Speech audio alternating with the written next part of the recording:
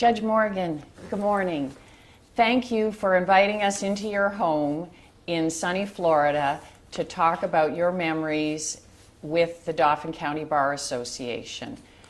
We very much appreciate your time, and I know that folks will be so pleased to hear your memories of our wonderful association. Judge, tell me a little bit about where you grew up. I was born in Wilkes-Barre, Luzerne County, and educated in the schools of Plymouth, Pennsylvania. Of course, this was during the Deep Depression years. Things were very difficult in the anthracite coal regions. Both of my grandfathers were Welsh coal miners.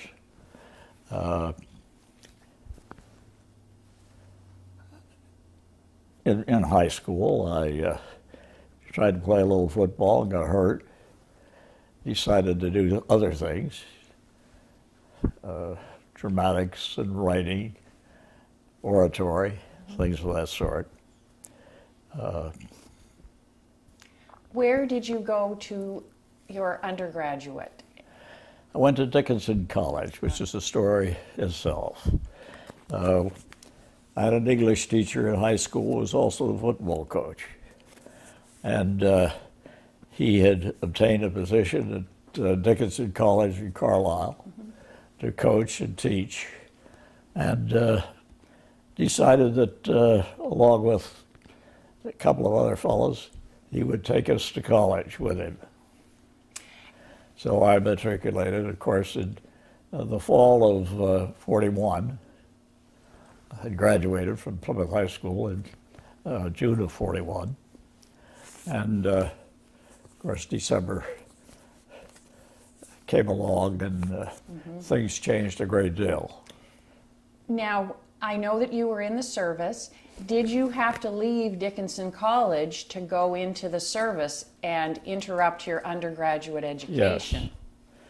Yes. I enlisted in October of 1942, was called active service in 43, and was on active duty until June of 1946. And then you returned to Pennsylvania and finished your undergraduate education. I finished my undergraduate work and entered the law school in February of 47. Now, what made you decide to go to law school? I'd never thought about anything else, really. My brother was a physician. I had no interest in the sciences as he had, and law seemed an appropriate direction. And the Dickinson School of Law, such a wonderful campus, a wonderful building, Trickett Hall. I'm sure you enjoyed that experience. I did. Of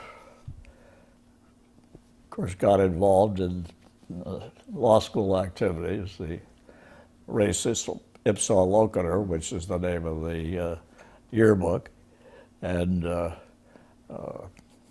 other activities there. Judge, talk a little bit about then what you did upon graduation from law school. Well, when I graduated from law school, I had to find a place to go to work. I had decided I would not go back to Luzerne County, and looked around and talked to the dean, Dean Hischler, and he recommended me to a law firm in Harrisburg. The name of the law firm was Shelley and Reynolds. The senior partner was Carl Shelley, was then the DA in Dauphin County. Jim Reynolds was his partner, and Bill Lipset, who later became a judge, was an associate. And I had 10 very happy and productive years with that law firm. What kind of law did you practice? General practice. Pause 1 second. I just want to change your shot a little bit. Okay. Have some place to edit if you need it. Okay. It was a general practice. Coming new into a community, you try to develop as many contacts as you could to generate some business. You search titles. The DA would appoint me to the lunacy commissions, and I also worked on the Hill. The sessions of the legislature were much shorter in those years, and I was counsel to the majority leader for a period of time, and just generally tried cases and practiced law. Now, when you finished with the law firm, what was your next step in your career? I decided to open my own office in another location, and a very good friend of mine was David Cohn Esquire, a prominent lawyer in Harrisburg, and a very good friend. And he had offices in his building, and I opened offices there and continued my practice. Now, I know that you worked in state government as well, Judge, the Department of Education. In those days, assistant attorneys general could also conduct a private practice. So that I served as an assistant, later a deputy attorney general, as chief counsel for the Department of Public Instruction. Now, the Department of Public Instruction, is that now the Department of Education? Yes. In the early years? Yes. Wonderful. Now, then, your ascension to the Dauphin County bench, tell me a little bit about that. I believe you were appointed. Yes, there had been a change in the political winds in Dauphin County, and my friend David Cohn became active in the more recent hierarchy of the politics, and recommended and assisted in persuading Governor Schaefer to nominate me, and my name was sent to the Senate, where it remained in committee for some period of time. Now, upon that appointment, you then would have served where you then had to run for your first election. Can you talk a little bit about that process? Well, we first had to be appointed by the governor, and what happened when the legislature adjourned sine die, Governor Schaefer then appointed me as judge, together with John Dowling. I can remember very well the Attorney General calling us up and saying, "Run up to the Capitol. Time is getting short." It was in December of 1970. John and I did that. Were sworn in. The president judge in Dauphin County then was Judge Kreider. But of course, what happened was that the Schaap administration immediately opposed our nominations, contending that the legislature had not adjourned sine die and the governor didn't have the authority. That was litigated. The Attorney General's position was vindicated in the Commonwealth Court, went to the Supreme Court, Oh my.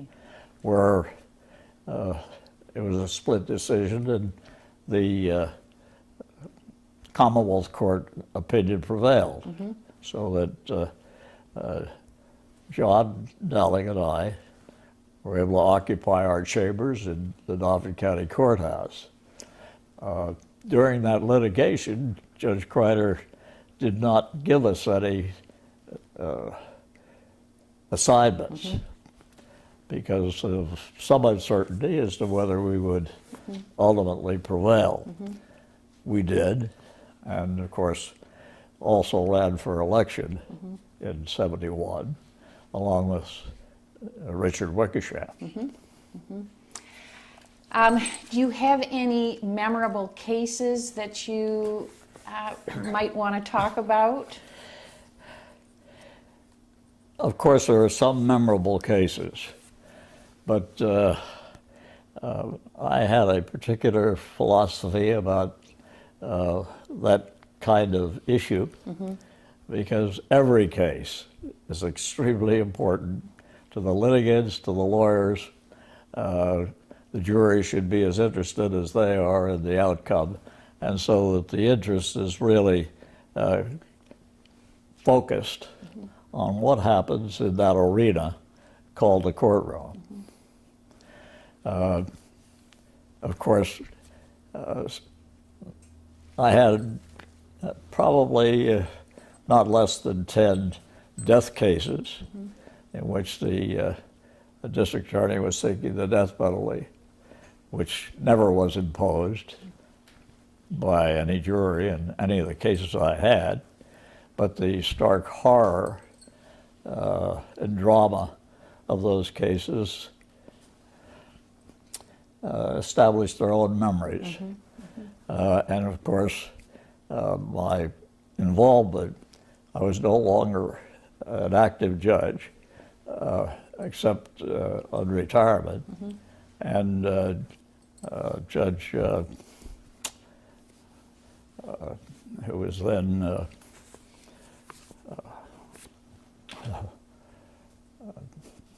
name of the president judge, I'm inquiring. I don't want this on the record, No, obviously. we'll edit this out. The black judge. Oh, Judge Morrison. Morrison. Judge Morrison had asked me to take a case involving the Hershey Chocolate Corporation.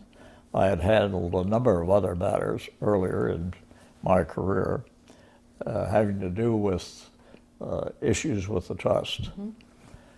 I took that case, and of course, it received a lot of publicity. Absolutely. I think many of us still are aware of that case, Judge, and its impact. There has been more recently, some litigation with respect to that, and people still reference your opinion. Judge, talk a little bit about the round table. Judge Turgeon asked that I ask you about the round table. Well, the round table originally consisted of the judges of Dauphin County and a number of very prominent Harrisburg residents.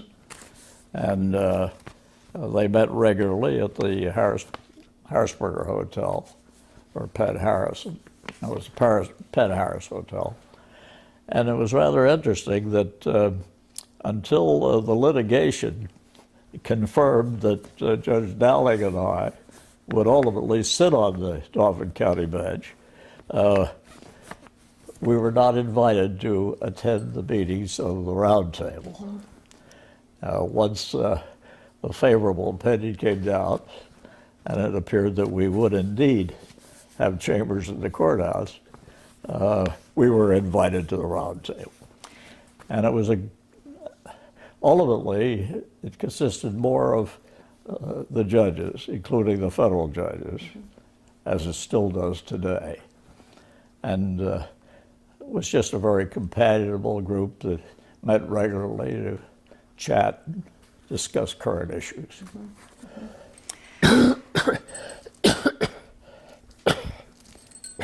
Judge Turgeon also mentioned that I asked you about the holiday get-togethers in the Lawyers' Lounge. Do you recall those events?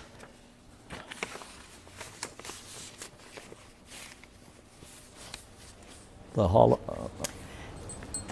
holiday get-togethers in the Lawyers' Lounge, where each judge would invite some lawyers to this get-together at Christmas time.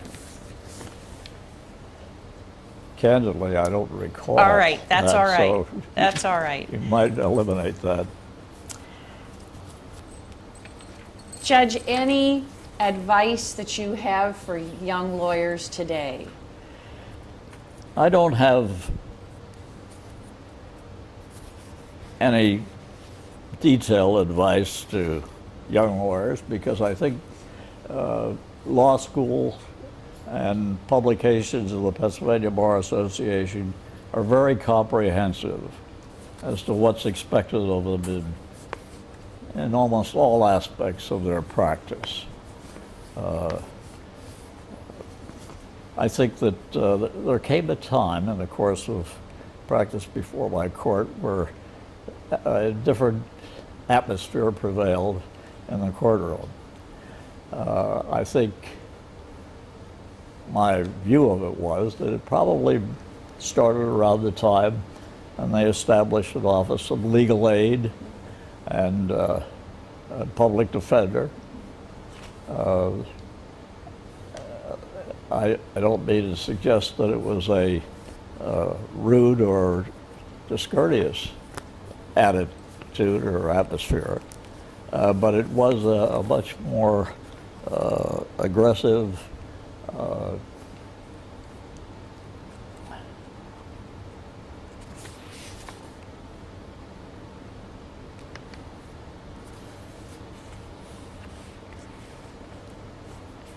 A different era of advocacy, would you agree? pardon? A different era of advocacy? That's probably an apt description of it. I enjoyed the young people who served in those capacities at that time, including lady lawyers. It was an interesting evolution. Now, speaking of lady lawyers, Judge, how many women practiced law in Dauphin County? Do you remember any of them? Well, I remember very well that when I first came to the bar, there were only two women.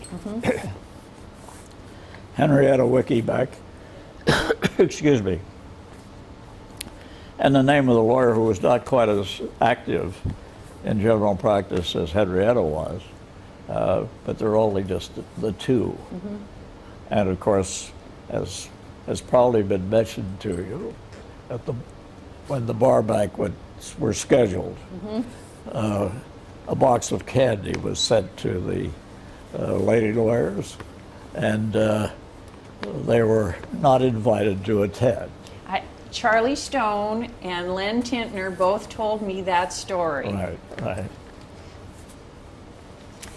Any particular events that you attended over the years that remain in your memory? Any bar functions? Bar.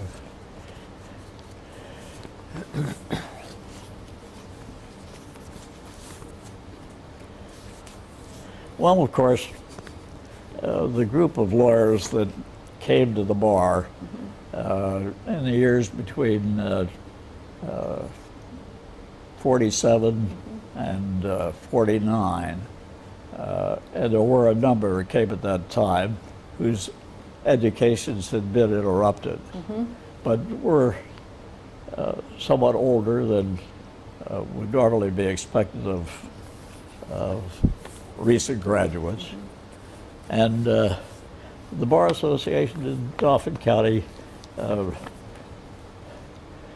accepted the fact that these were somewhat more experienced Mature lawyers? lawyers, and of course welcomed us. And we enjoyed the bar activities along with the more senior lawyers. And of course, the Bar Association dinners were an event, sometimes riotous. Judge, any mentors that you had that helped you along with your career when you were a young lawyer? Oh, there's no question about it that Carl Shelley was very important to my career, because in those days we still had the preceptorships in which a senior lawyer agreed to monitor and instruct. It was 2 months before the Bar Association, before the bar exams, and 4 months after the bar exams. what is probably not recalled very well is that at that point in time, when I first came to the bar, we had local bar examiners, whom I remember very well. Bill Schisler and Senator Ernest were their names. And your admission was moved before the local court, before you were taken to the Supreme Court and offered 2 admissions. Excellent. I think we're done. Yep. Okay. Oh, one more last question, Judge. Sure. Of all of the accolades you have received over the years, which one has meant the most to you, Judge?